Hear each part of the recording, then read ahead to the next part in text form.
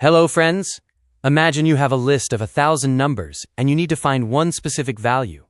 The most obvious approach. Start at the first item, check it. Move to the next, check again. Works fine on small lists. But what happens when that list grows to 1,000,000 items? In the worst case, you check every single one. That is linear search, and for large data, it is painfully slow. There has to be a smarter way. And there is. In this video, we are going to look at binary search, an algorithm that dramatically cuts down the number of checks by taking advantage of one powerful property of your data. Let's build the intuition from the ground up.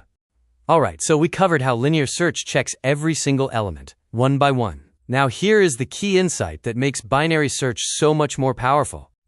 Imagine a sorted list of numbers. Because it is sorted, you already know something useful. Anything to the left of the middle is smaller, and anything to the right is larger. So instead of starting at one end, you go straight to the middle. You check that value. If your target is smaller, you throw away the entire right half. If it is larger, you throw away the entire left half. Either way, you just eliminated half the list in a single step. That is the core idea. Divide the problem in half, every single time. Not by luck, but by design, because the list is sorted. Next, we will trace this exact process step by step, watching the low, mid, and high boundaries move in real time. Alright, let's walk through a real example. We have a sorted array of 8 numbers. 3, 7, 12, 18, 24, 31, 45, 50. And we are searching for 24. We start with low at index 0 and high at index 7. Mid is the sum of low and high, divided by 2, which gives us index 3. The value there is 18. That is less than 24, so we know 24 must be to the right. We move low to index 4. Second iteration. Low is 4, high is 7, mid lands at index 5. The value is 31. Too high. So high moves down to index 4. Third iteration. Low, mid, and high all point to index 4. The value is 24. Found it. In just 3 steps across 8 elements. Now let's turn that same logic into actual code. Alright, let's look at this in code. The function takes an array, a target value, and 2 pointers.